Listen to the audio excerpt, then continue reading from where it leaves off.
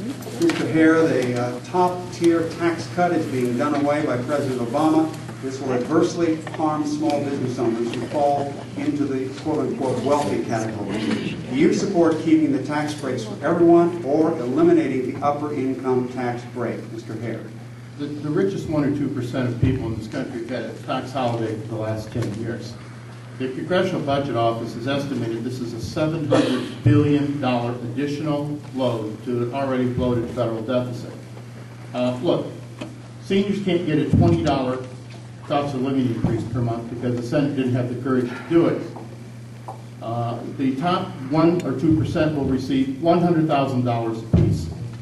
I'm not going to support that. I support tax fairness for middle income and lower middle income people. The CBO has said many times, and including McCain's economic person when he ran, that doing this is folly. It will add to the deficit. And look, I would rather take part of that $700 billion, to be quite frank with you, and I'd rather see us rebuild our roads. We have a multi-year highway bill that would put 6 million people to work at a cost of $450 billion. And every dollar we invest in infrastructure, we get $5 back. That's what I call a good investment. We could rebuild our levee system to the tune of $6 billion. Look, there's a number of things we can do in this country with the money. And I don't think an extra $100,000 in a millionaire's pocket, if you think they're really going to spend that money, this goes back to the days of trickle-down economics. They are going to put that money in their bank or in their checkbook, and they're going to leave it there. They're not going to pick up jobs. If you want to help small businesses, do what we just did with the Senate when the Senate passed the bill. Finally, we had the courage to do it. It gives incentives to small businesses and community banks to loan money to small business people. Let's don't blow a hole in the deficit to the tune of $700 billion to give the wealthiest people in this country an additional 2 years of a tax holiday.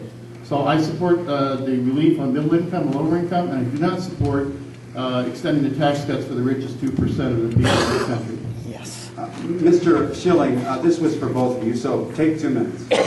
Yeah, here's the thing. I mean, back in 1964, there was the, let's see, what bill was it? It was John F. Kennedy. Kennedy had it right. Reagan had it right.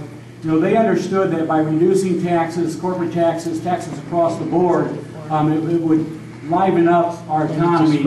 And, back when they did that, the revenues for the IRS increased by 48%. 13.9 million jobs were developed out of that. And the thing is, I believe that the worst thing we could do right now is let these tax cuts expire, because right now the people that are considered the really rich or whatever, we've got federal estate taxes that are getting ready to expire. And, I used to do estate planning for folks, and we would have, for example, farmers and small business owners, and I would have to go out there and sell them life insurance to cover when the last person died so that their kids or their grandkids could get the land or the business.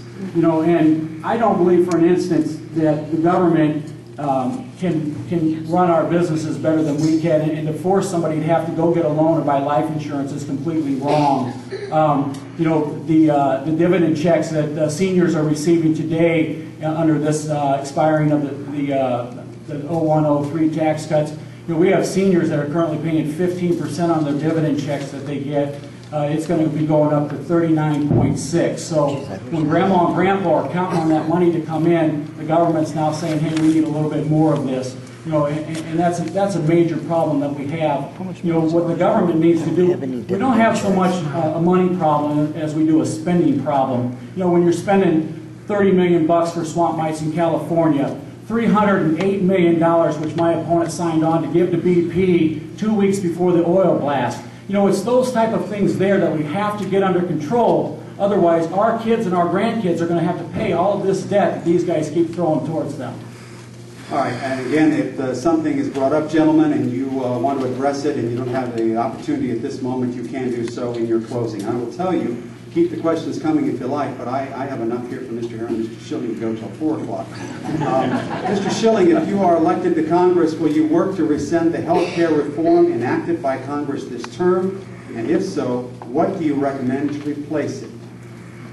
What we need to do, some of the people want to just totally repeal. What I think needs to happen is we go in and we pull out the good things, but But we definitely, and this isn't just a Democrat issue, this is a Republican and a Democrat issue, but we have to have tort reform. I've talked to several doctors throughout the area, and you know, the thing is what's happening is we as individuals go out and we stop by the emergency room and we have to have something done. Well, guess what? These docs, in order to keep from getting sued, they have to run all of these extra tests. You know, a lot of the tests that they'll tell you, you know, we don't really need, but in case something happens, we've got to have that on. So we have to address tort reform. We have to address the cost issue because that was never addressed. You know, there were so many things in this bill that had nothing to do with health care reform. You know, small businesses are going to, small and large businesses are, every time they buy something for $600 or more from a company, they've got to fill out paperwork and send it into the new 16,000 IRS agents that were created by this bill. You know, so I think what we need to do is it has to be a deal where we sit down and we negotiate. We don't do all the backroom deals like what we did here. I mean, this is America. You know, we have to read these bills. We don't come out and say, just like Nancy Pelosi says, it's look at, you know, we'll find out what's in the bill after we pass it. Well, here we are. You know, we've got a bill that, you know, think about this for a minute. We've got a bill that isn't going to go into effect until 2014, but we're going to start paying on it right away. You know, so the real cost on this thing is ridiculous. Can you imagine buying a car? You don't get to drive it for the first 4 years, but you're going to pay on it for the next 10? You know, that's a very ridiculous train of thought. And Mr. Hare, 1 minute. Well, I wish Mr. Schilling had read the bill. There is tort reform in there. We put $40 million for any state that wanted to adopt what is called an adjudicator court, where the court can decide whether the claimant is frivolous or not. He, at a Tea Party rally in Quincy, was revving him up by saying, you elect me, I repeal the bill. Now I see that we're going to not repeal, we're just going to pick some things out of there that we don't particularly like. Look, let me tell you, again, 30 million people in this country did not have health insurance. Yeah, we're waiting until 2014 because we have to have the money to implement the bill.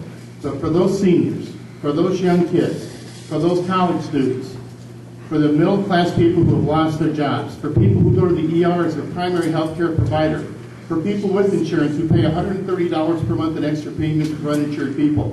Which part of that do we want to just go in and pull things out of? Either you want to repeal the bill, Bobby, or you don't. You said you wanted to repeal it. You stick by your word. Now you're going to pull some things out of it. And there is tort reform in the bill, and I would encourage you to pick it up and take a look at it. For our state legislative candidates, we'll start with Mr. Bashur. Underfunded